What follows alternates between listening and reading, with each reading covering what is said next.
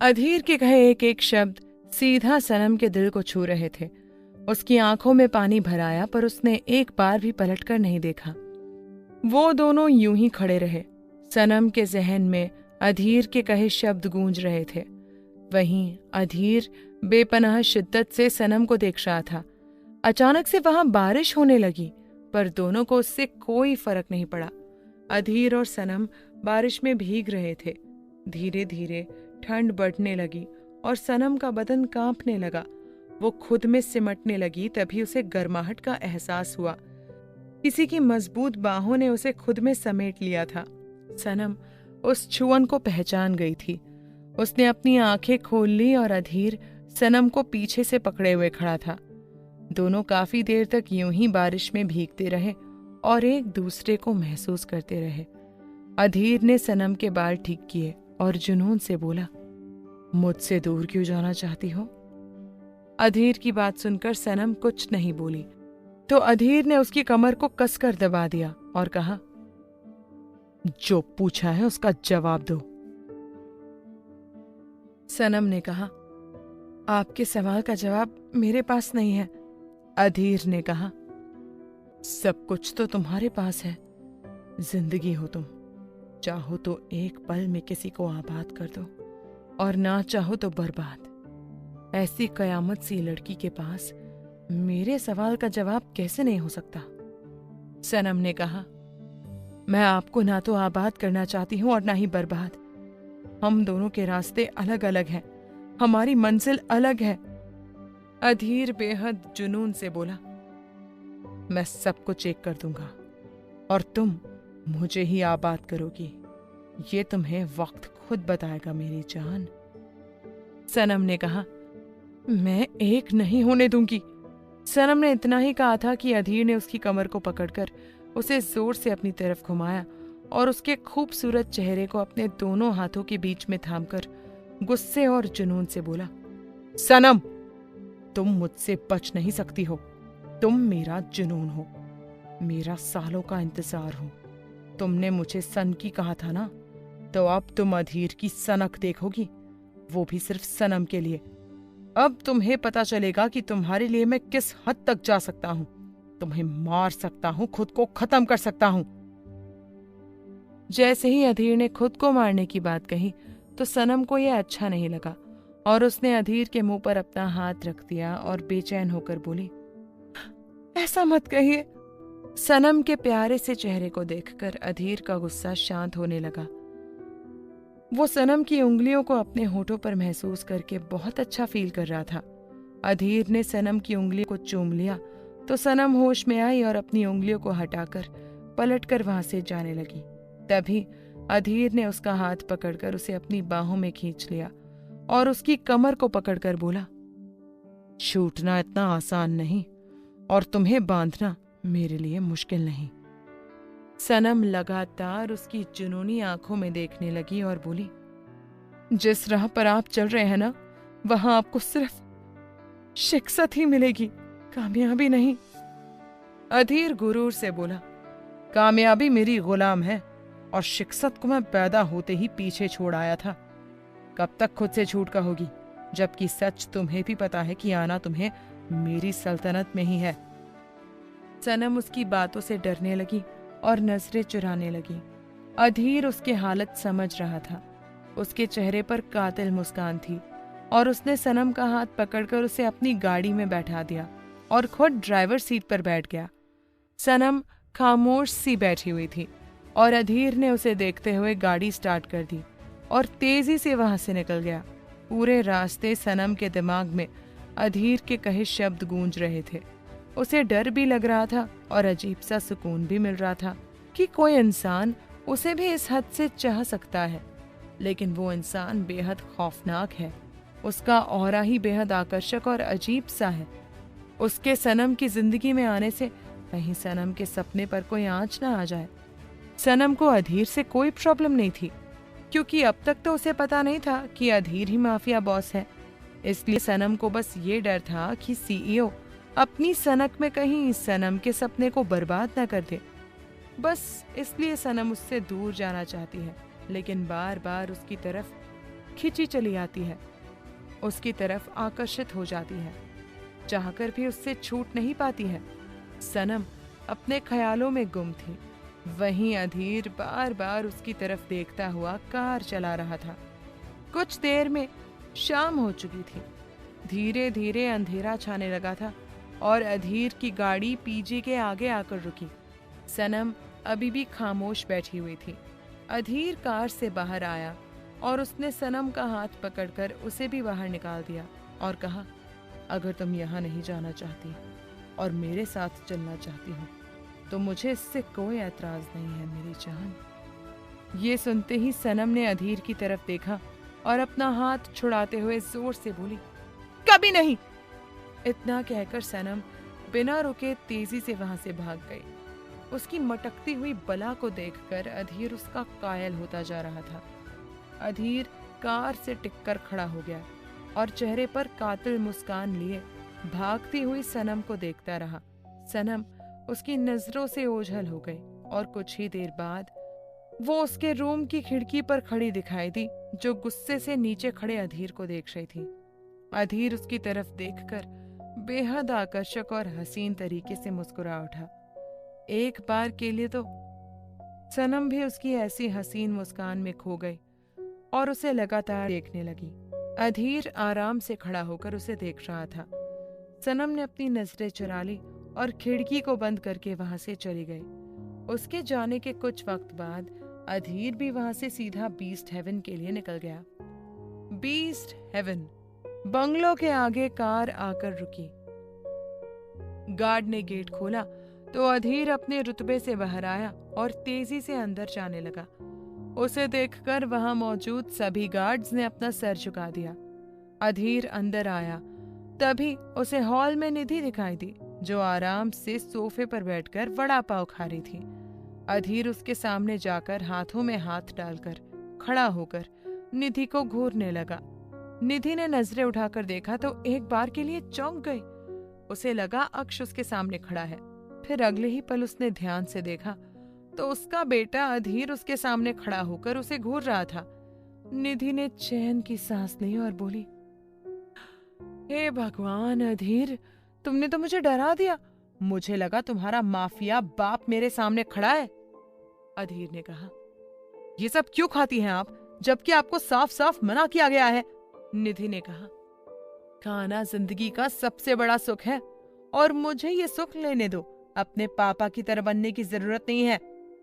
अधीर ने कहा, father boss मेरे आइडल हैं और मुझे उनकी तरह ही बनना है। निधि ने कहा, कोई कमी नहीं है कि तुम उनके जैसे बन चुके हो।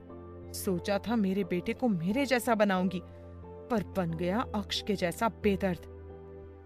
अधीर निधि के हाथ से वड़ा पाव की प्लेट लेते हुए बोला, सलाद खाइए, बेहतर होगा आपके लिए, वरना आपकी खैर नहीं।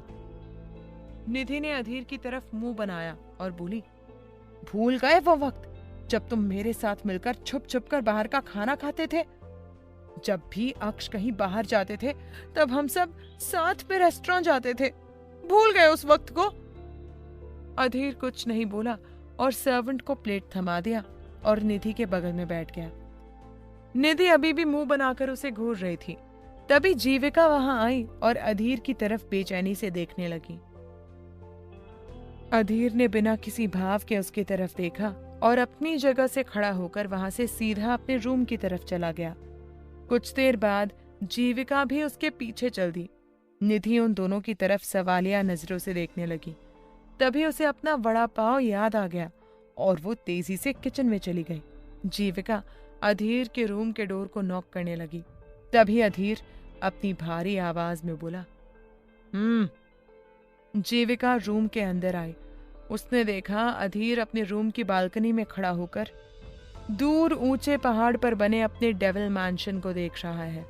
जीविका उसके पास आई और बोली, अधीर, मुझे तुमसे जरूरी बात करनी है। अधीर, कहो। जीविका बोली, अधीर पता नहीं कौन है या उसे क्या दिक्कत है कि मेरे डिजाइन को बार बार रिजेक्ट किए जा रहा है। अधीर बिना उसकी तरफ देखे बोला, हुआ क्या है? जीविका आह भरते हुए बोली, मल्होत्रा डिजाइन के मालिक मिस्टर जीवन मल्होत्रा ने मेरे कई डिजाइन्स को रिजेक्ट कर दिया है। मैंने 3 से 4 बार अपने डिजाइन्स को भेजा, पर उन्होंने हर बार उसे बस रिजेक्ट कर दिया है। पता नहीं कितना घमंडी आदमी है वो, किसी की मेहनत दिखाई नहीं देती क्या उसे? अधीर ने कहा। हो सकता है तुम्हारे डिजाइन में कोई प्रॉब्लम हो। जीविका ने कहा। मेरे डिजाइन हमेशा परफेक्ट होते हैं, उनमें कोई कमी नहीं होती है, गलती उसकी ही है। अधीर ने कहा। हमेशा हम ही सही हो ये जरूरी नहीं होता, और जीवन मल्होत्रा के सामने तुम अभी हो भी क्या? जीविका बोली। अधीर, वो सच में घमंडी है। मैंने सुना है अपने कई कलीग से, वो सबके डिजाइन्स को रिजेक्ट कर देता है। बहुत नसीब वालों के ही सिलेक्ट किए जाते हैं। अधीर ने कहा। तो तुम मुझसे क्या चाहती हो? जीविका बोली। मैं चाहती हूं कि तुम उससे बात करो। तुम्हारी पावर को देखकर वो जरूर झुक जाएंगे और मेरे डिजाइन सिलेक्ट हो जाएंगे। अधीर ने कहा। सोचना भी मत कि मैं ऐसा कुछ करूंगा। ये तुम्हारी लड़ाई है, तुम खुद लड़ो। और हाँ, कोई तुम्हें चोट पहुंचाने की कोशिश करेगा तब तुम्हारा भाई हासिल रहेगा। Otherwise you have to handle this. Jeevika बोली। बट अधीर। अधीर बोला। Don't say anything. I am not going to do this. Adhir की बात सुनकर जीविका को बुरा लगा, पर अधीर सच ही कह रहा था। अपनी प्रॉब्लम उसे खुद ही निपटानी होगी, और अब वक्त आ गया है कि मिस्टर जीवन मल्होत्रा से मिला जाए। कहानी में क्या होगा आगे जानना चाहते हैं सभी सवालों के जवाब? तो सुनिए in love with mafia boss, सिर्फ और सिर्फ प्रतिलिपि FM पर। अधीर की बात सुनकर जीविका उसके रूम से बाहर निकल गई और कुछ सोचते हुए कल की तैयारी करने अपने रूम में चली गई। उसके जाने के बाद अधीर आसमान में चमक रहे चांद को देखकर जुनून से बोला। उसे ऐसा लगता है कि मैं उसके और उसके सपने के बीच में आ रहा हूं। उसे जुनून है अपने सपने का और मुझे जुनून है सिर्फ उसका। सनम, तुम जो सोच रहे हो मेरे बारे में वो सब एक झूठ है। मैं नहीं चाहता कि तुम अपने सपने को छोड़ो। मैं तो बस तुम्हें चाहता हूं और तुम्हें अपनी जिंदगी में उम्र भर के लिए लाना चाहता हूं। बिना देखे बिना जाने तुम्हारा इंतजार किया है इस माफिया ने, तो सोचो किस हद तक की शिद्दत है मेरे अंदर तुम्हारे लिए। अधीर बेपनाह शिद्दत लिए चांद को देख रहा था।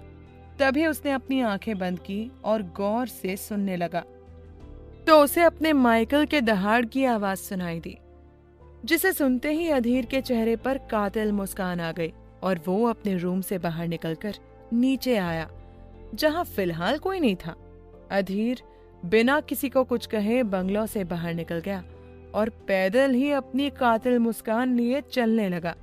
उसे देखकर उसके गार्ड्स उसके पीछे पीछे चलने लगे, तो अधीर ने अपना हाथ दिखाकर सबको रोक दिया और आगे बढ़ने लगा। अधीर को देखकर सिक्योरिटी गार्ड ने डर के मारे बीस्ट हेवन का बड़ा सा गेट खोल दिया और अधीर अपनी धुन में मग्न आगे बढ़ने लगा। अधीर वहां से निकलकर थोड़ी ही देर में उस खूंखार जंगल में पहुंच गया जिसे वो बचपन से अपनी बेताब और तलबगार निगाहों से देखता रहता है। रात के अंधेरे में वो बिना डरे बेखौफ होकर जंगल में बिना किसी सुरक्षा के चले जा रहा था। यहाँ का एक एक जानवर अधीर का दीवाना था। उन्हें अधीर के आने का एहसास हो चुका था और कई जानवर उस जगह पर आकर खड़े हो गए थे और अधीर को एक टक देखे जा रहे थे। वो सभी जानवर साक्षात गवाह थे अधीर की बेदर्दी का, जो वो इसी जंगल में आकर दिखाया करता है। अधीर ने एक नजर सारे जानवरों की तरफ देखा तो उसके चेहरे पर सुकून छा गया और वो वहीं एक पेड़ के नीचे जाकर आराम से पेड़ का सहारा लेकर बैठ गया और अपनी जुनूनी निगाहों से सामने देखने लगा। सभी जानवर उसे देखकर काफी खुश लग रहे थे। उनके बादशाह, उनके राजा जो आए हैं। अधीर पेड़ के नीचे बैठा अपनी सनम को याद कर रहा था। उसकी सनम का वो बेबाकपन बहुत पसंद आ रहा था। वो किसी भी कीमत पर अधीर के आगे झुकने के लिए तैयार नहीं थी।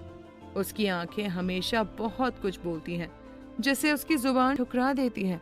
कितनी जुनूनी और बेबाक लड़की उसे मिली है, जो एक माफिया के आगे भी नहीं झुकती है, जो अपने सपने को पूरा करने के लिए कुछ भी कर सकती है, अपनी भावनाओं को भी नजरअंदाज कर सकती है। सनम को याद करते हुए अधीर के चेहरे पर एक बेहद खौफनाक मुस्कान तैर गई और वो अपने जानवरों को संबोधित करते हुए बोला, तुम्हारी रानी सच में एक रानी है, किसी से ना डरने वाली, अपने लिए और अपनी खुशी के लिए कुछ भी कर सकने वाली। सोचो, जो लड़की अपने सपने के लिए इतनी जुनूनी हो सकती है, उसके लिए किसी भी हद तक जा सकती है, तो ऐसी लड़की को जब प्यार होगा तो वो कितनी खतरनाक और आकर्षक होगी। कितना जुनून और दीवानापन होगा उसमें, जो अपनी सारी हदें तोड़कर आगे बढ़ेगी। और इस एडी को सच्ची शिद्दत से उसी दिन का इंतजार है, जो बहुत जल्द आने वाला है।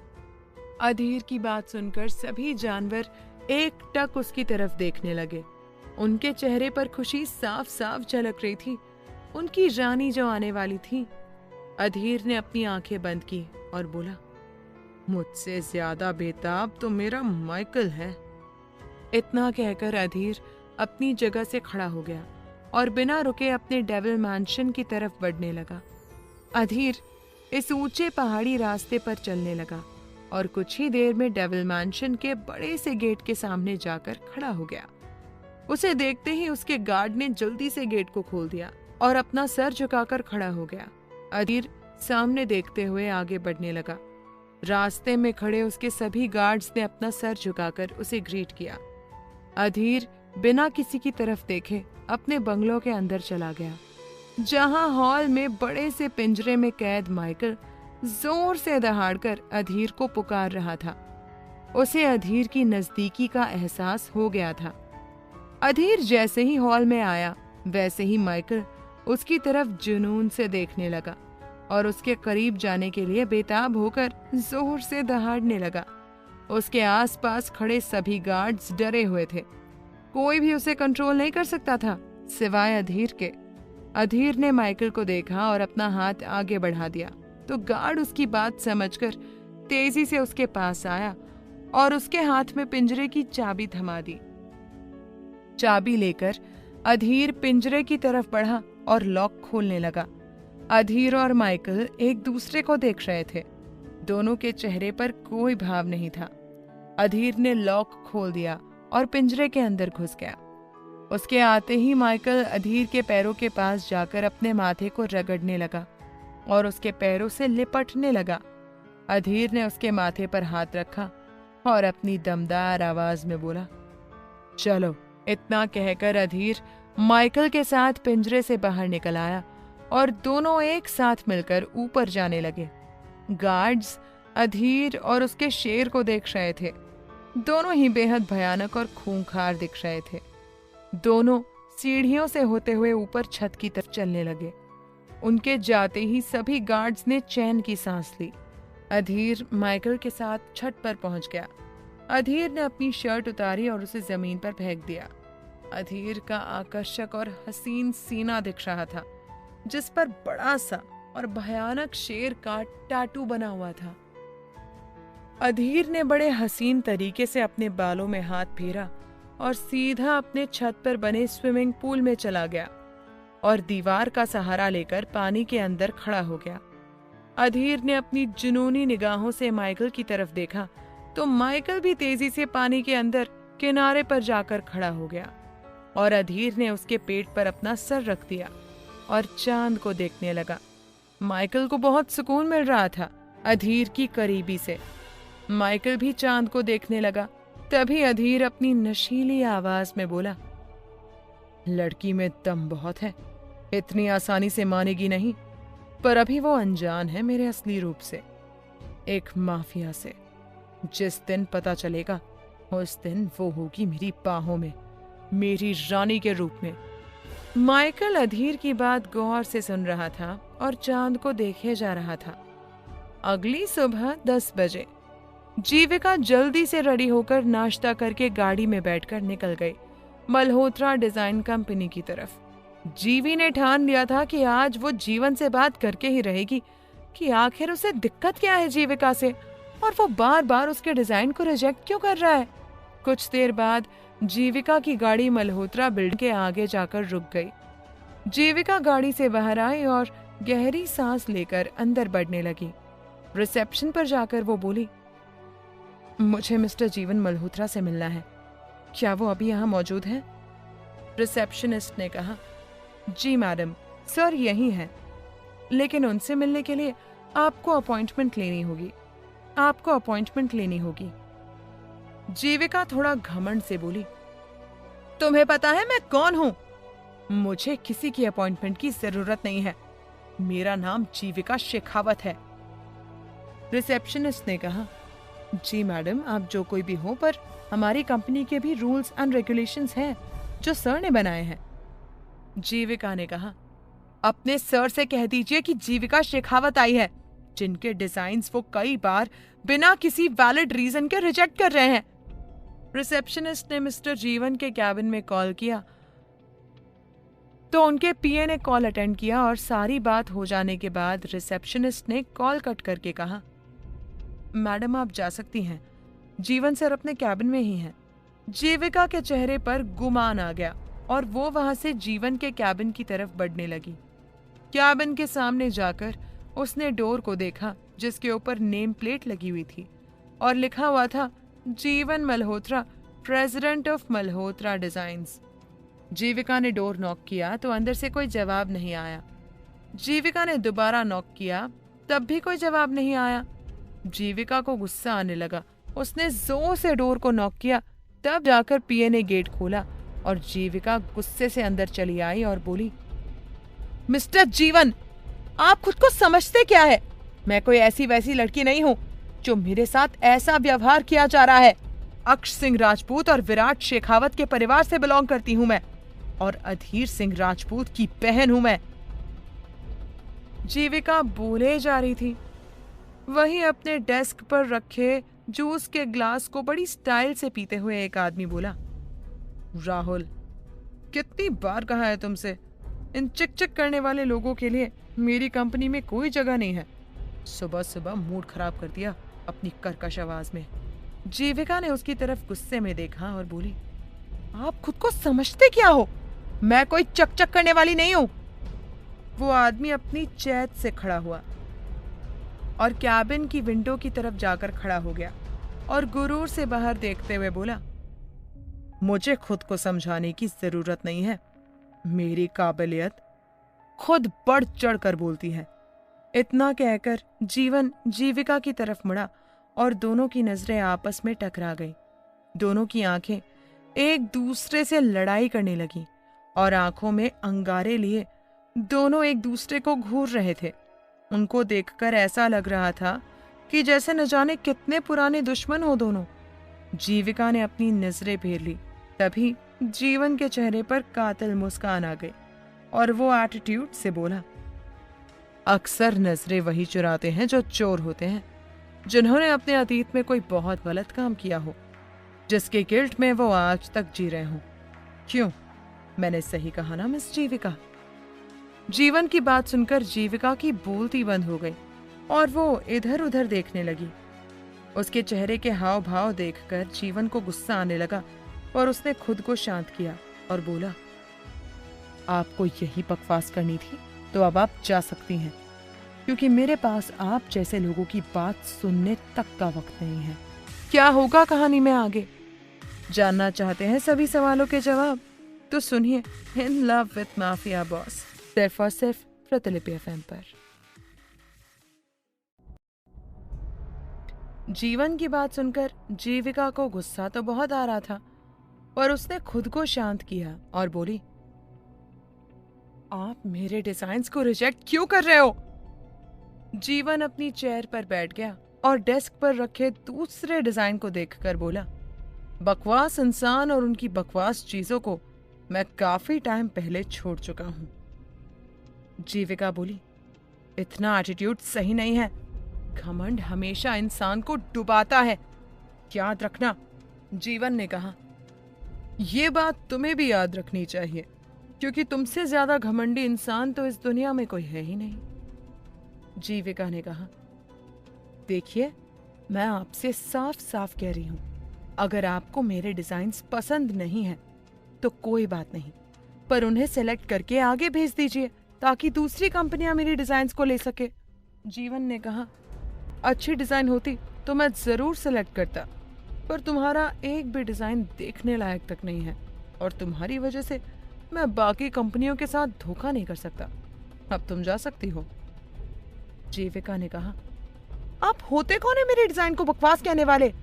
जीवन ने कहा, सारी डिजाइन कंपनीज का लीडर मैं हूं, मेरे अंडर ही सारी कंपनीज काम कर रही हैं। अब अपने इस घमंडी चेहरे के साथ निकलो यहां से। इतना कहकर जीवन ने उससे नजरें हटा ली और अपने लैपटॉप को देखने लगा।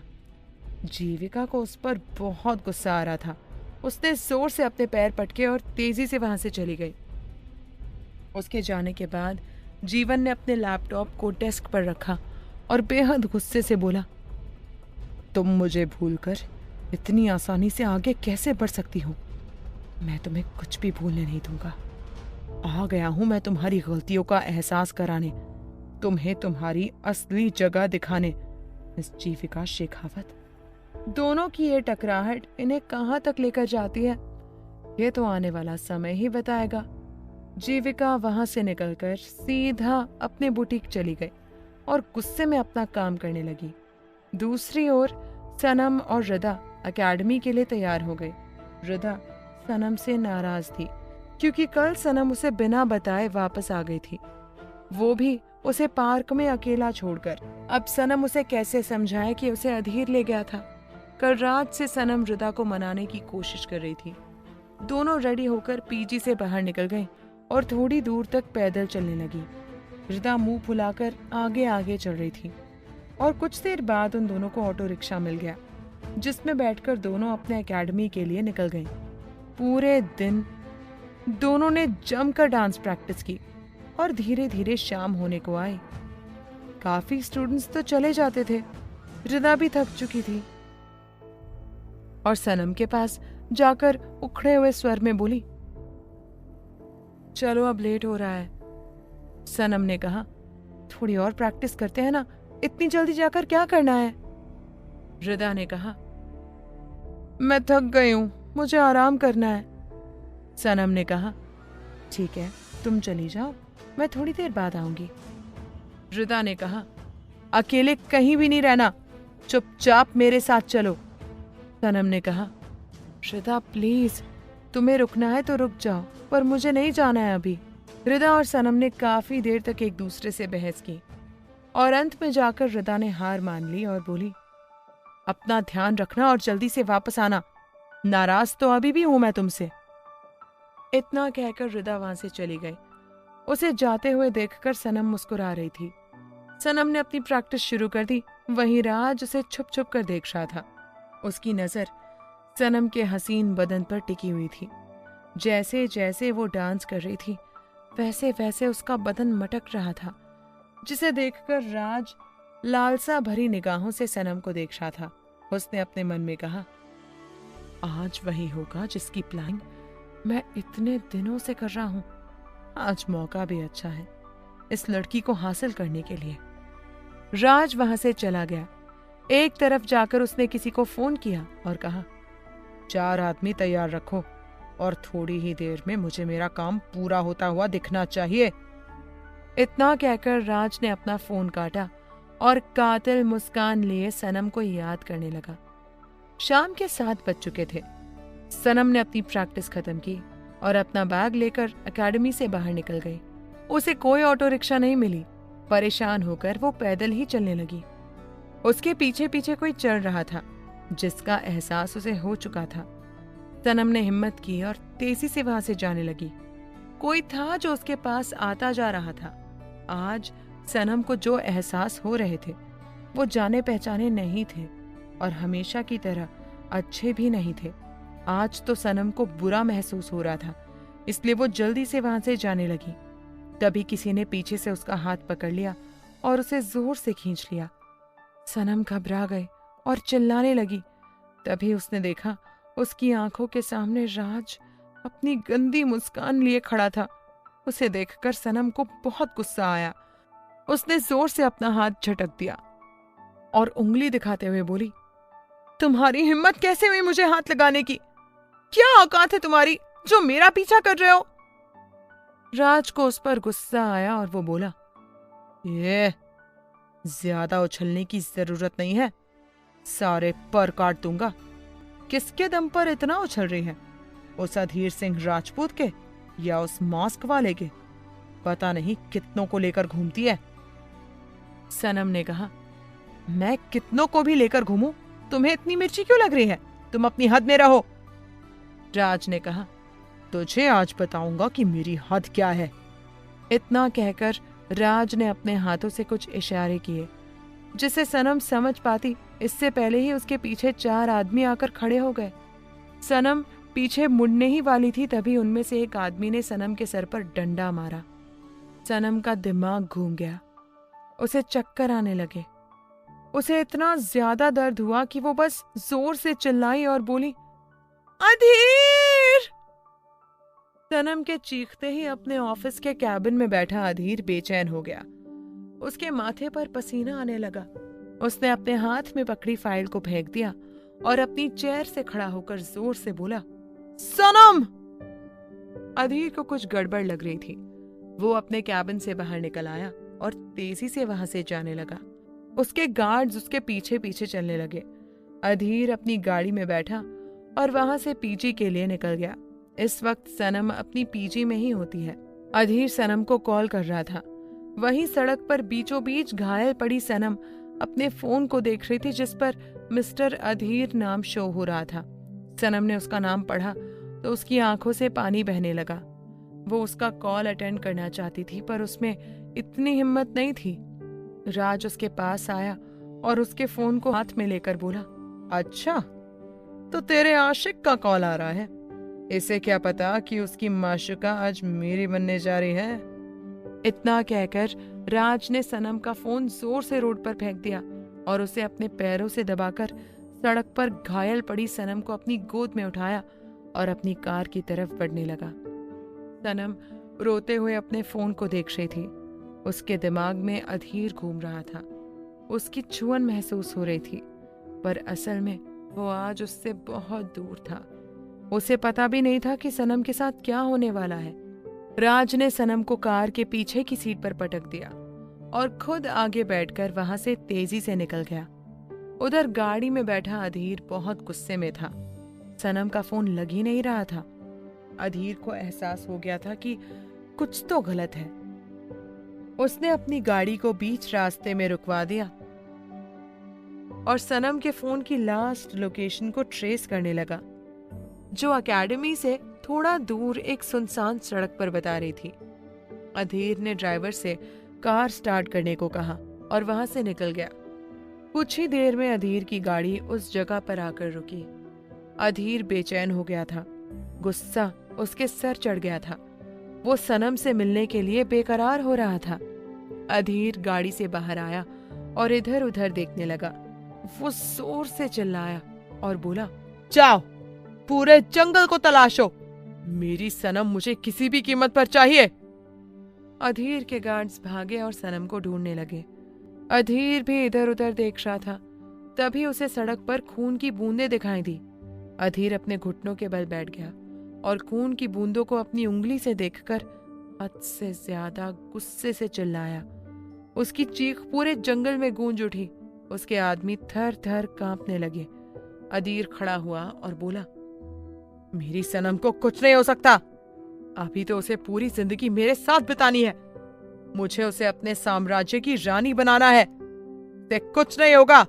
इसमें जिसका भी हाथ है वो अब मेरे हाथ से गया और ऐसा गया कि जैसा कोई सोच भी नहीं सकता। अधीर गुस्से में जल रहा था। तभी उसका एक आदमी उसके पास आया और उसे एक फोन दिखाते हुए बोला, बॉस मुझे ये फोन मिला है, आप देखिए कहीं ये मिस बॉस का तो नहीं है ना। अधीर ने उसके हाथ से फोन लिया और वो उसे जल्दी से पहचान गया कि ये फोन सनम का ही है। अधीर का गुस्सा बढ़ता जा रहा था। उसे समझ आ गया था कि किसी ने सनम को किडनैप किया है, पर आखिर वो है कौन? अधीर अपने तेज दिमाग को चलाने लगा, हालांकि अंदर से वो बहुत बेचैन हो रहा था। उसकी जिंदगी खतरे में थी।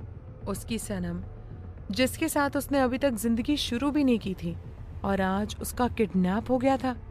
अधीर ने रिदा को कॉल किया और सब कुछ बता दिया। रिदा परेशान हो गई। अधीर ने रिदा से एकेडमी से जुड़े कई सवाल किए। रिदा ने एक एक सवाल का जवाब दिया। अधीर बहुत गुस्से में था और वो जोर से बोला, देखो, मुझसे कुछ भी मत छुपाओ। और भी कुछ है जो मुझे पता नहीं है? क्या मेरी सनम किसी चीज से परेशान थी या कोई उसे परेशान कर रहा था? जल्दी बोलो, मेरे पास वक्त नहीं है। अधीर के चिल्लाने से रिदा सहम गई और हड़बड़ाकर बोली, सनम को कोई परेशान तो नहीं करता था, पर हाँ, एक राज नाम का लड़का है जो बार बार सनम के पास आने के बहाने करता रहता है। उसकी नीयत सनम को लेकर ठीक नहीं है। वो उसे कुछ ना कुछ गलत बोलता रहता है, जिसका सनम उसे अच्छे से जवाब देती रहती है। राज किसी बिल्डर का बिगड़ैल बेटा है जो सबके ऊपर अपनी दादागिरी चलाता है। रिदा की बात सुनकर अधीर के माथे की नसें फूलने लगी। उसकी आंखें खून सी लाल हो चुकी थी। गुस्सा अब उसकी रग रग में बहने लगा। उसने अपने फोन को कसकर दबा दिया और हद से ज्यादा गुस्से में अपने दांत पीसते हुए बोला, राज, तू तो गया। कहानी में क्या होगा आगे? जानना चाहते हैं सभी सवालों के जवाब? तो सुनिए in love with mafia boss, सिर्फ और सिर्फ प्रतिलिपि एफएम पर। अधीर गुस्से से अपनी गाड़ी में बैठ गया और उसकी गाड़ी तेजी से वहां से निकल गई। कुछ देर बाद अधीर की गाड़ियों का काफिला एक बंगलो के आगे जाकर रुका। अधीर गुस्से में बैठा उस बंगलो को देख रहा था। उसने अपना फोन निकाला और नंबर डायल कर दिया। बंगलो के अंदर अपने कमरे में बेड पर पसरकर बैठे आदमी ने अपना फोन देखा तो वो झट से अपनी जगह से खड़ा हो गया। अधीर सिंह राजपूत का कॉल जो आ रहा था, उस आदमी ने जल्दी से अधीर का कॉल अटेंड किया और बोला, जी मिस्टर अधीर, कहिए, मैं आपकी क्या सेवा कर सकता हूँ? अधीर ने इतना ही सुना था कि उसका गुस्सा और बढ़ गया और वो जोर से चिल्लाते हुए बोला, सिन्हा, तेरा बेटा कहाँ है? अधीर की गुस्सैल आवाज सुनकर सिन्हा डर गया। उसके पसीने छूटने लगे। वो हड़बड़ाकर बोला, मिस्टर अधीर, प्लीज, हमसे कोई गलती हो गई है क्या? हमें माफ कर दीजिए। अधीर ने कहा, तेरे बंगलों के बाहर खड़ा हूं तेरी बैंड बजाने के लिए। अधीर की बात सुनकर सिन्हा के होश उड़ गए। वो बिना रुके तेजी से अपने बंगलों के बाहर आया। उसने सिक्योरिटी गार्ड से गेट खुलवाया और लगातार 4 गाड़ियां लाइन से अंदर घुस गईं। अधीर हद से ज्यादा गुस्से में अपनी गाड़ी से बाहर निकल आया और आते ही उसने सिन्हा की कॉलर पकड़ ली और उसे खूनी निगाहों से देखते हुए बोला, तेरा बेटा राज कहाँ है? सिन्हा बुरी तरह से डर रहा था। उसे समझ नहीं आ रहा था कि अधीर उसके बेटे के बारे में क्यों पूछ रहा है। सिन्हा डरते हुए बोला, मिस्टर अधीर, वो राज तो अपने फार्म हाउस में है। अभी थोड़ी देर पहले ही मुझे पता चला, पर आप उसके बारे में क्यों पूछ रहे हैं? अधीर को हद से ज्यादा गुस्सा आने लगा। उससे सहन ही नहीं हो रहा था कि कोई उसकी सनम को उससे दूर ले गया और उसके साथ कुछ गलत ना कर दे। अधीर ने सिन्हा को जोर से धक्का लगाया। सिन्हा जमीन पर पड़ा कांप रहा था। अधीर उसे उंगली दिखाकर गुस्से से बोला, तेरी बिगड़ैल औलाद का इस दुनिया में आखिरी दिन है, छोड़ूंगा नहीं उस कमीने को। अधीर अपनी कार में बैठ गया और उसकी गाड़ी तेजी से वहां से निकल गई। सिन्हा डर गया। उसे अपने बेटे की चिंता होने लगी। वो जैसे तैसे अपनी जगह से खड़ा हुआ और राज को कॉल किया, पर उसका कॉल वो अटेंड ही नहीं कर रहा था। सिन्हा की हालत खराब हो रही थी। पता नहीं अधीर उसके साथ आज क्या करने वाला था। सिन्हा बार बार अपने बेटे को कॉल कर रहा था, पर कोई जवाब नहीं मिला। वहीं शहर से दूर एक फार्म हाउस में राज हॉल में सोफे पर बैठा हुआ अपने सामने जमीन पर पड़ी सनम को अपनी गंदी नजर से देख रहा था। सनम के माथे से हल्का सा खून निकल रहा था। उसके गाल पर उंगलियों के निशान थे, जैसे उसे जोर का थप्पड़ पड़ा हो। सनम की नाक से भी खून बह रहा था। वो घायल जरूर थी, पर उसकी आंखों में भयंकर गुस्सा दिख रहा था और वो अपनी नफरत से राज को देख रही थी। राज उसकी आंखों को देखकर बोला, कब तक बचेगी? पूरी रात तू और मैं यही है। तुझे तो मैं हासिल करके रहूंगा। सनम गुस्से से बोली, औकात क्या है तेरी मुझे छूने की? गंदी नाली के कीड़े, तू बहुत बुरी मौत मरेगा, तब भी तू मुझे हासिल नहीं कर पाएगा। आज भी नहीं कर पाया। राज ने कहा, बार बार कोशिश करूंगा, कभी ना कभी तो तू थकेगी और हार मानेगी। सनम ने कहा, सनम मर जाएगी पर तुम जैसे कुत्तों के हाथ नहीं आएगी। राज को सनम की बातों पर गुस्सा आने लगा। वो अपनी जगह से खड़ा हुआ और उसने सनम के बाजू को पकड़कर उसे खड़ा कर दिया और कहा, अब तुझे बताता हूं एक मर्द की ताकत क्या होती है। इतना कहकर राज सनम को कसकर पकड़ के अपने साथ ले जाने लगा। सनम खुद को छुड़ाने की कोशिश कर रही थी, पर अब उसमें इतनी हिम्मत नहीं थी। राज उसे खींचकर रूम में ले आया और उसे जोर से बेड पर धक्का दे दिया। सनम का बैलेंस नहीं रहा और वो बेड पर जा गिरी। राज ने अपना शर्ट उतारकर फेंक दिया और सनम को अपनी गंदी नजर से देखते हुए उसकी तरफ बढ़ने लगा। सनम हिम्मत करके पीछे हटने लगी, पर राज बेड पर आ गया और उसने सनम के पैर पकड़कर उसे नीचे खींच लिया। सनम बुरी तरह से चिल्लाई और उसे लात मारने लगी। राज को कोई फर्क नहीं पड़ा। वो हैवान अपनी बेशर्मी दिखाने के लिए आगे बढ़ने लगा। उसने सनम के पैर को अपने घुटनों से दबा दिया और उसके हाथ पकड़कर बेड पर दबा दिया और उसके करीब जाने लगा। तभी किसी मजबूत हाथ ने राज की गर्दन को जकड़ लिया। राज चाहकर भी सनम के पास नहीं जा पा रहा था। उसकी गर्दन बुरी तरह से दर्द करने लगी थी। उसे महसूस हुआ जैसे किसी ने उसकी गर्दन को पकड़ा हुआ है। अधीर अपनी लाल खूनी निगाहों से राज को देख रहा था। अधीर राज के ठीक पीछे उसकी गर्दन पकड़कर खड़ा था। अधीर ने उसे और मजबूती से पकड़ लिया और उसे खींचकर जमीन पर गिरा दिया।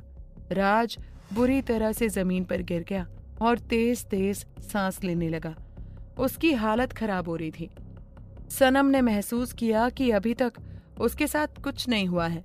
उसने अपनी खूबसूरत नीली आंखों को खोला तो उसके सामने अधीर खड़ा था, जो गुस्से से जमीन पर पड़े राज को देख रहा था। अधीर को देखते ही सनम भावुक हो गई और जोर जोर से रोने लगी। सनम की आवाज सुनकर अधीर ने उसकी तरफ देखा तो वो बेचैन हो गया। उसकी सनम दर्द में थी, वो रो रही थी। ये सब अधीर से बर्दाश्त नहीं हुआ। अधीर जोर से सनम के पास आया और उसे हौले से पकड़कर बैठा दिया। सनम जोर जोर से रोए जा रही थी। अधीर उसे इस तरह से नहीं देख सकता था। सनम की आवाज सुनकर अधीर ने उसकी तरफ देखा तो वो बेचैन हो गया। उसकी सनम दर्द में थी, वो रो रही थी। ये सब अधीर से बर्दाश्त नहीं हुआ। अधीर जल्दी से सनम के पास आया और उसे हौले से पकड़कर बैठा दिया। सनम जोर जोर से रोए जा रही थी। अधीर उसे इस तरह से नहीं देख सकता था।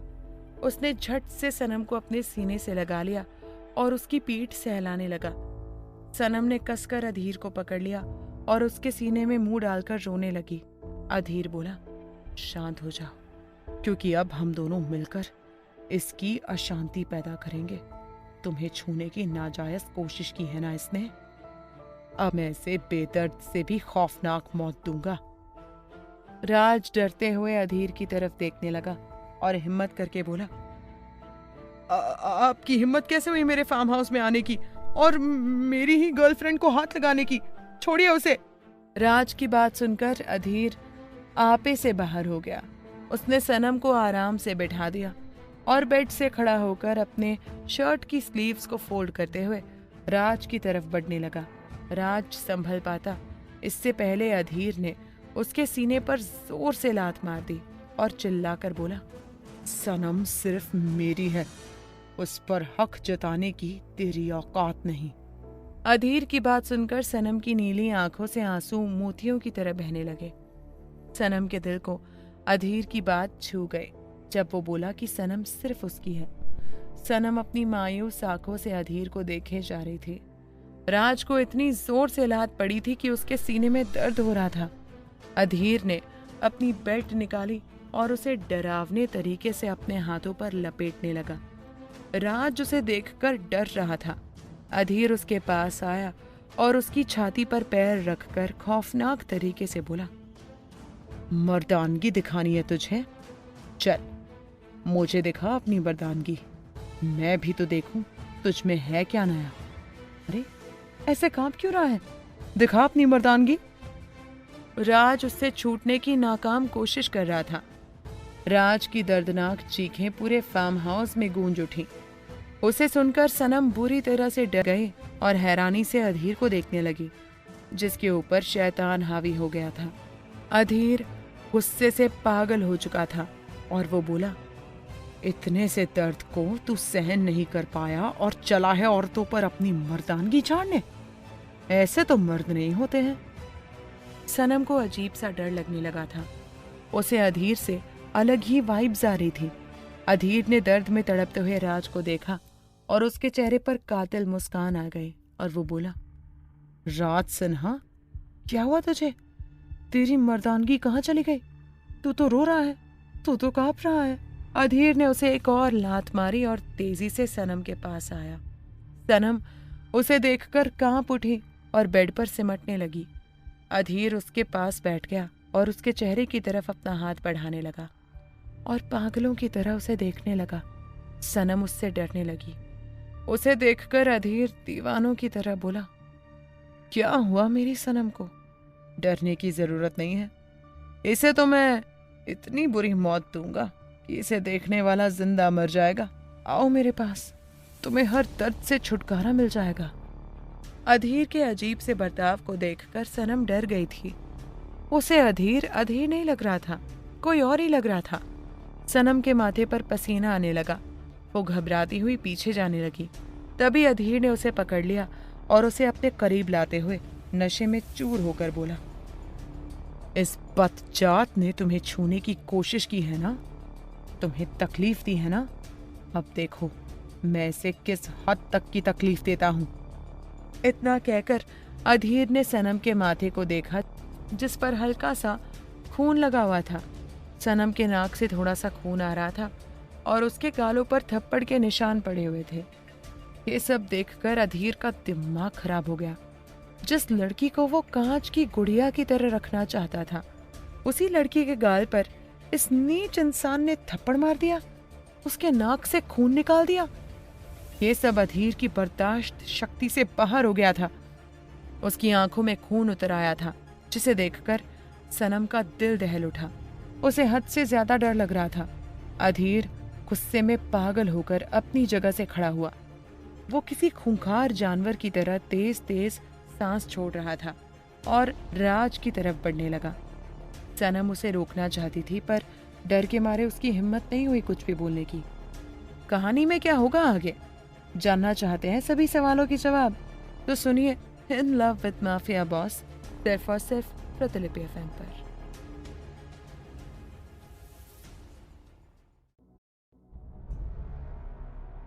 सनम अधीर के ऐसे रूप को देखकर काफी डर गई थी।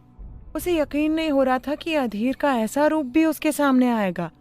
अधीर राज के पास आया और उसके ठीक पास में अपने एक घुटने के बल बैठ गया और अपनी डरावनी निगाहों से राज को घूरने लगा। राज अधीर को देखकर बुरी तरह से डर रहा था। उसे कुछ बुरा होने का अंदेशा हो गया था। अधीर के चेहरे पर हैवान हावी हो गया था, जो अपनी हैवानियत दिखाने को बेताब हो रहा था। अधीर ने राज के हाथ को पकड़कर ऊपर किया और उसे पागलों की तरह देखकर बोला, जिसके पास जाने से पहले मैं 7 बार सोचता हूँ। उसी को तूने अपनी इन घटिया हाथों से छुआ, उसके नाजुक से गाल पर तकलीफ दी। इतनी हिम्मत कैसे हुई तेरी कि तूने अधीर की सनम पर पूरी नजर डाली, उसके साथ गलत करने की कोशिश की? अबे तू है कौन? तेरा बाप जूता चाटता है मेरा, नौकर है वो मेरा, और तुझ जैसे 2 कौड़ी के लड़के ने मालिक की अमानत पर हाथ डाला। तेरे ये हाथ अब किसी काम के नहीं रहे। इनसे तूने उस इंसान को छुआ है जिसे छूने का हक सिर्फ मेरा है। अधीर की डरावनी बातें राज और सनम दोनों को डरा रही थी। पता नहीं आगे क्या होने वाला था, पर होगा कुछ भयानक ही। सनम का मन कर रहा था कि वो यहाँ से भाग जाए और कहीं छुप जाए। अधीर ने अपना हाथ आगे बढ़ाया तो उसके गार्ड ने उसके हाथ में उसकी तेज धार वाली चमकती हुई तलवार रख दी। उस तलवार को देखकर सनम की आंखें फैल गई। उसे कुछ याद आने लगा कि उस रात उस जंगल में भी उस बेरहम आदमी के हाथ में तलवार पकड़ी हुई थी। सनम गहराई से सोचने लगी। तभी अधीर अपनी जगह से खड़ा हुआ और उसने एक हाथ से राज को भी पकड़कर खड़ा कर दिया और दूसरे हाथ में तलवार पकड़कर रूम से बाहर लेकर चला गया। सनम तो उसे देखती ही रह गई। उसने अपने आंसू पोंछे और बोली, मिस्टर अधीर को क्या हो गया है? ये ऐसे बिहेव क्यों कर रहे हैं? और तलवार से क्या करने वाले हैं? कहीं इन्होंने राज को... नहीं नहीं, ऐसा नहीं होना चाहिए। सनम सोच ही रही थी कि तभी उसके कानों में राज की दर्दनाक चीख सुनाई दी, जिसे सुनकर सनम के होश उड़ गए। वो बुरी तरह से डरने लगी। सनम ने हिम्मत की और बेड से उठकर रूम के गेट की तरफ बढ़ने लगी। सनम रूम के डोर के पीछे छुपकर खड़े होकर बाहर देखने लगी। उसने जो नजारा देखा उसे देखकर सनम के पैरों तले जमीन खिसक गई। उसकी आंखें पानी से भर आईं। राज के हाथ से खून बह रहा था। वो दर्द से तड़प रहा था, पर अधीर उसकी गर्दन को पकड़कर खड़ा उसे नफरत से देख रहा था। अधीर अपनी खून से सनी तलवार को राज के पैरों पर रखकर बोला, तुम जैसे लड़कों को तो जीने का कोई हक ही नहीं है। दुनिया की हर लड़की को तुम छूना चाहते हो, उसे खिलौना समझते हो। क्यों? ऐसे कौन हो तुम लोग जो किसी की इज्जत के साथ खिलवाड़ करते हो? तुम्हारी वजह से आज पूरी मर्द जात बदनाम है। मेरी सनम का तो ख्याल भी तुम्हारे दिमाग में आया कैसे? पता भी है मैं हूं कौन? तो सुन, तेरी मौत हूं, तेरा काल हूं मैं, और सिर्फ तेरी ही नहीं, हर उस आदमी की मौत हूं जो लड़कियों के साथ गलत करते हैं। और आज बात मेरी जिंदगी पर बनाई है तो तू जिंदा नहीं रह सकता, बिल्कुल भी नहीं। इतना कहकर अधीर ने तलवार का जोरदार वार किया और राज की हद से ज्यादा दर्दनाक चीख पूरे फार्म हाउस में गूंज उठी। अधीर ने उसके पेट पर अपना पैर रखा और गुस्से से बोला, फिर भी काफी आसान मौत दी है तुझे, वरना अगर तुझे मेरे माइकल के हवाले किया होता तो तुझे असली बेदर्द मौत का एहसास होता। सनम अपनी लाल आंखों से खौफनाक अधीर को देखकर डर रही थी। अधीर ने तलवार अपने आदमी को दे दी और गुस्से से बोला, 2 आदमी इसके पास खड़े रहो, इसे तड़प तड़प कर मार दो, एकदम से मारकर इसके पापों से आजाद मत कर देना इसे, तब तक मैं अपनी रानी के पास जाता हूं। अधीर का इतना ही कहना था कि तभी सनम डर के मारे जोर से चिल्लाई और बोली, नहीं, मुझे दूर रहना, कभी मेरे पास मत आना, आप एक खूनी हो, एक दरिंदे हो। अधीर उसकी तरफ अपनी जुनूनी निगाहों से देख रहा था और अपनी भारी आवाज में अजीब तरीके से बोला, मेरी सनम, ऐसा नहीं कहते, दूरी शब्द हम दोनों के लिए बना ही नहीं है। आओ मेरे पास, आओ मेरी जान। अधीर की डरावनी बातें सुनकर सनम को और ज्यादा डर लगने लगा। अधीर उसकी तरफ बढ़ने लगा तो सनम ने झट से रूम का गेट बंद कर दिया।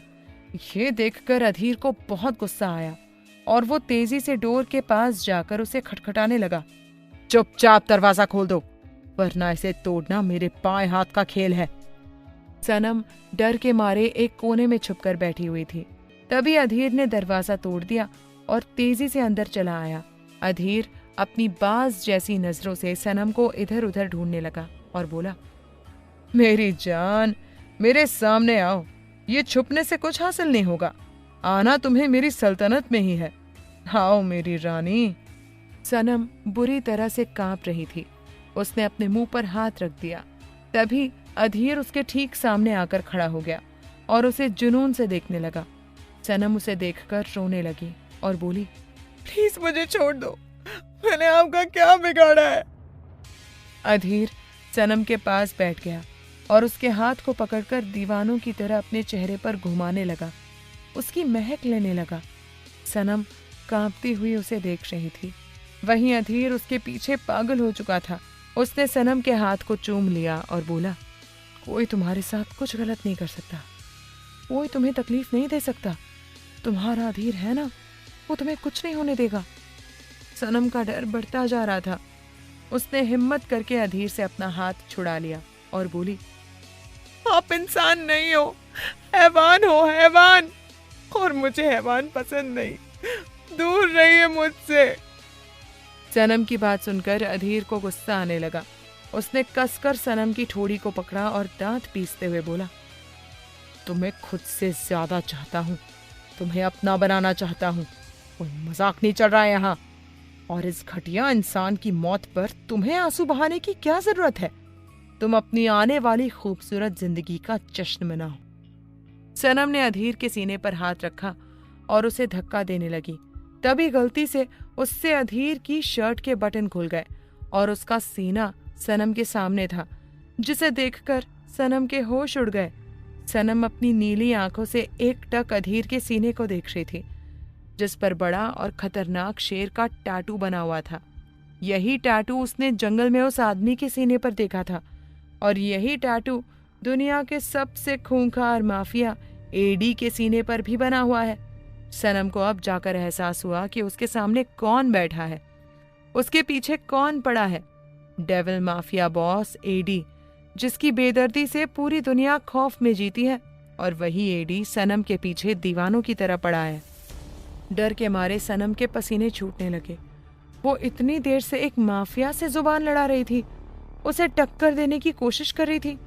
सनम ने अपना हाथ उसके सीने से हटा लिया और सिमट कर बैठ गई।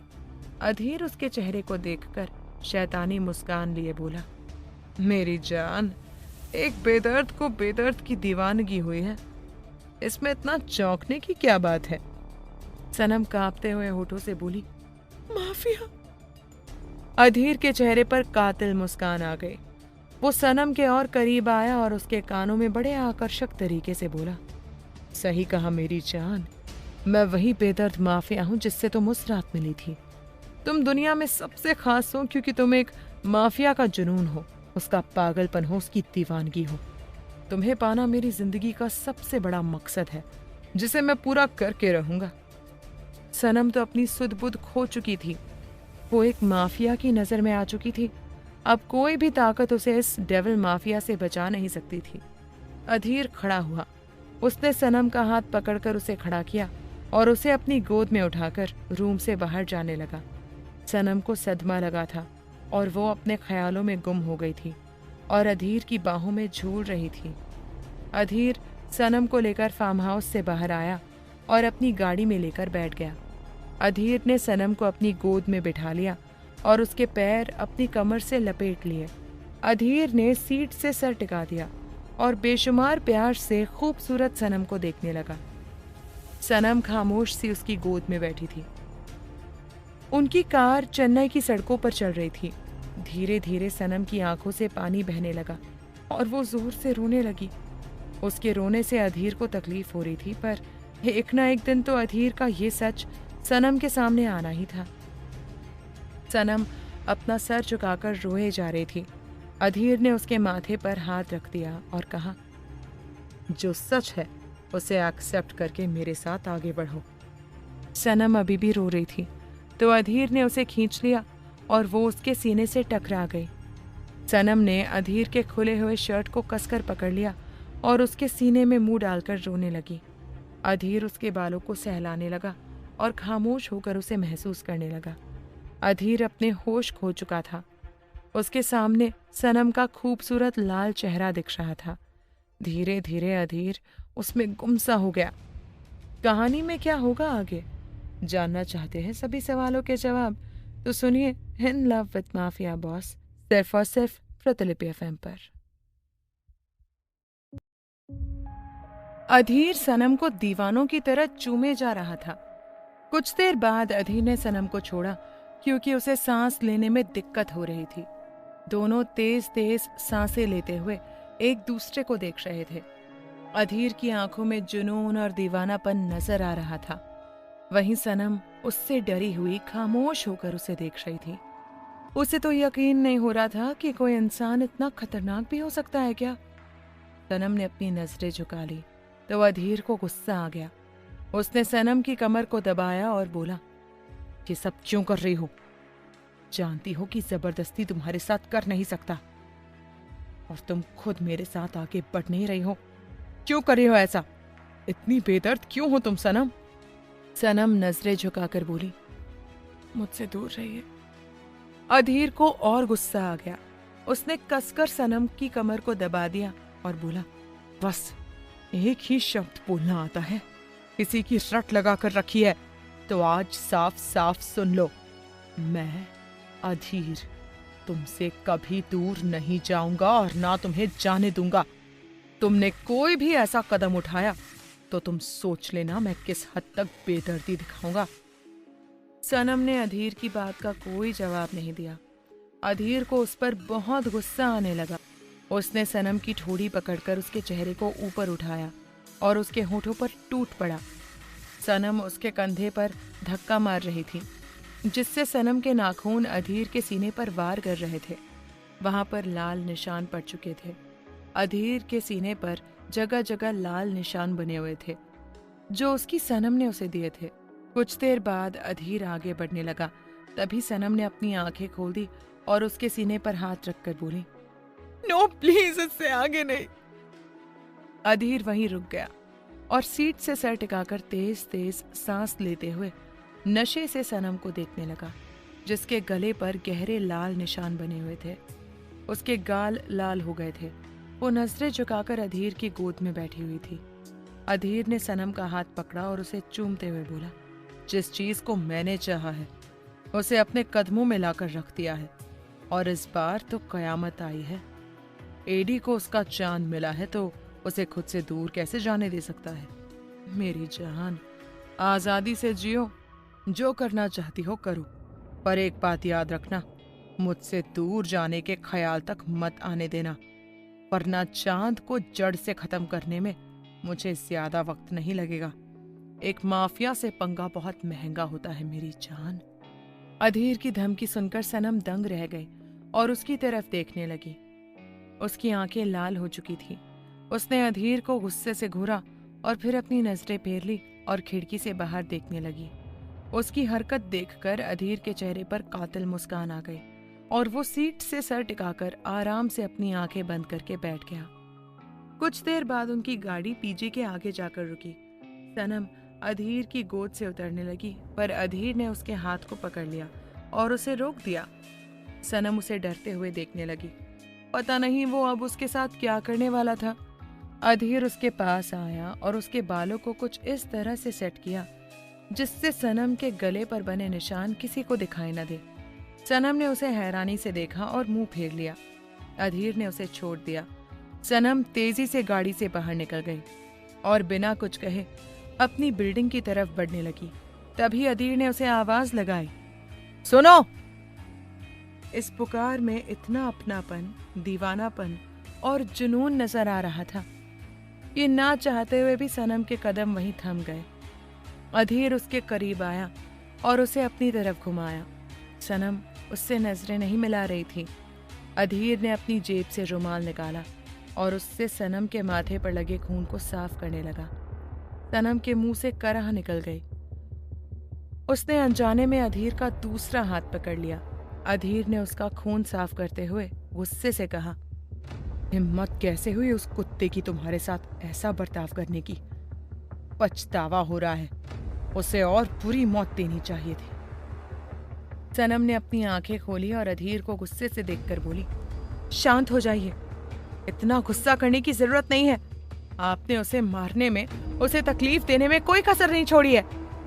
अधीर ने कहा, तुम्हारे दिमाग में जो ख्याल आया है ना, उसे दूर कर देना, वरना मैं तुम्हें जिंदा गाड़ दूंगा और पास में खुद भी लेट जाऊंगा, पर तुम्हें अकेला नहीं छोड़ूंगा। सनम झेप गई और अपने मन में बोली, ये माफिया मेरे मन की बात कैसे सुन लेता है? कुछ तो गड़बड़ है। अधीर उसके बाल ठीक करते हुए बोला, तुम्हारी रग रग से वाकिफ हो गया हूं, जबकि इतना वक्त भी तुम्हारे साथ नहीं बिताया है अभी तक। सनम ने उसके हाथ को हटा दिया और कहा, आपके एहसास के लिए शुक्रिया। अब आप जा सकते हैं, मैं अपना ध्यान खुद रख लूंगी।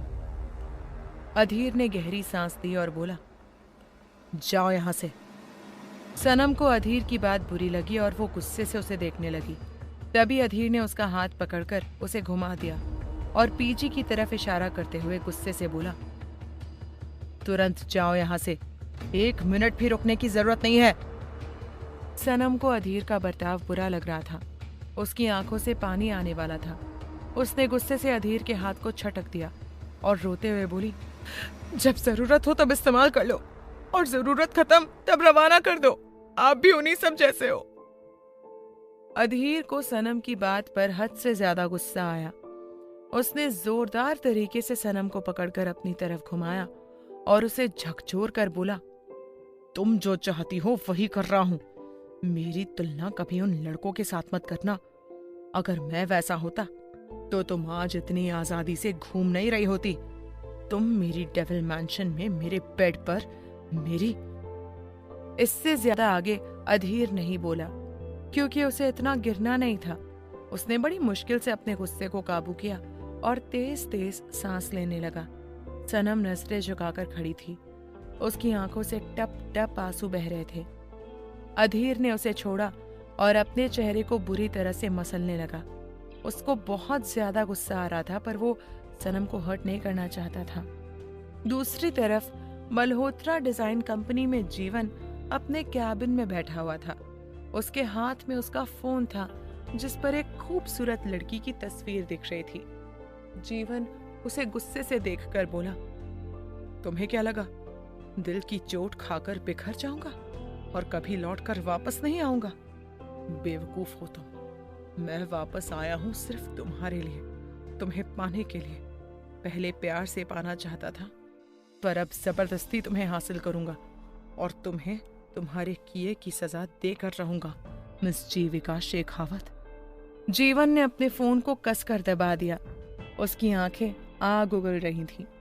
तभी उसका पीए अंदर आया और बोला, सर, खबर मिली है कि मिस जीविका ने किसी दूसरी डिजाइन कंपनी के साथ कॉन्ट्रैक्ट साइन किया है। पीए की बात सुनकर जीवन को गुस्सा आ गया और उसने जोर से अपने हाथ को डेस्क पर मारा और बोला, वो कहीं और नहीं जानी चाहिए। उसे मेरे कदमों के नीचे लेकर आओ। वो सिर्फ मेरी है, मेरे लिए बनी है। पीए ने कहा, सर, हमारी कंपनी ने उनके डिजाइन रिजेक्ट किए थे, इसलिए उन्होंने ऐसा किया है। जीवन ने कहा, उस कंपनी के सीईओ से बात करो और उन्हें साफ साफ कह दो, अगर उन्होंने जीविका के साथ काम किया तो मैं उन्हें बर्बाद कर दूंगा। जीविका को किसी भी कंपनी में काम नहीं मिलना चाहिए। पीए ने कहा, ओके सर। पीए वहां से चला गया और उसने जल्दी से अपना काम भी कर दिया। जीविका को मेल भी मिल गया था कि उसे उस कंपनी से भी हार मिली है। उसके डिजाइन्स रिजेक्ट कर दिए गए हैं। जीविका बहुत दुखी हो गई थी। उसे कुछ समझ नहीं आ रहा था कि वो करे तो क्या करे। उसका फोन बजने लगा। उसने स्क्रीन पर अनजान नंबर देखा और उठाते हुए बोली, हेलो। सामने से बेहद घमंडी आवाज आई, हेलो मिस जीविका, कैसी लग रही है तुम्हें तुम्हारी बर्बादी? जीविका उसे पहचान गई और गुस्से में बोली, जीवन, क्यों कर रहे हो तुम ऐसा? मेरा पीछा छोड़ क्यों नहीं देते तुम? मेरा जीना हराम मत करो प्लीज। जीवन ने कहा, इतनी जल्दी हार मान ली तुमने? अभी तो शुरुआत है, आगे आगे देखो होता है क्या। जीविका ने कहा, प्लीज जीवन, मेरा पीछा छोड़ दो, मेरी कामयाबी के बीच मत आओ। जीवन ने कहा, तुमने तो मुझसे मेरी खुशियां छीनी है, उसका क्या हिसाब है तुम्हारे पास? जीविका ने कहा, मैंने कुछ नहीं किया था, तुम्हें गलतफहमी हुई है। मैं उस वक्त भी तुम्हारे साथ थी, कभी तुम्हारा बुरा नहीं सोचा। जीवन ने कहा, तुमने बुरा नहीं सोचा बल्कि मेरे साथ बुरा किया, पर अब मैं तुम्हारी बातों में नहीं आऊंगा। जीविका ने कहा, तुम्हें मेरे बारे में जो सोचना है सोचो, पर प्लीज मेरे लिए ये मुसीबत मत खड़ी करो। मैंने अपनी खुशी फैशन डिजाइनर बनने में ढूंढ ली है, तो इसे मुझसे मत छीनो। जीवन ने कहा, तुम्हारी मुसीबत का एक सॉल्यूशन है मेरे पास। जीविका ने कहा, क्या है, प्लीज मुझे बताओ।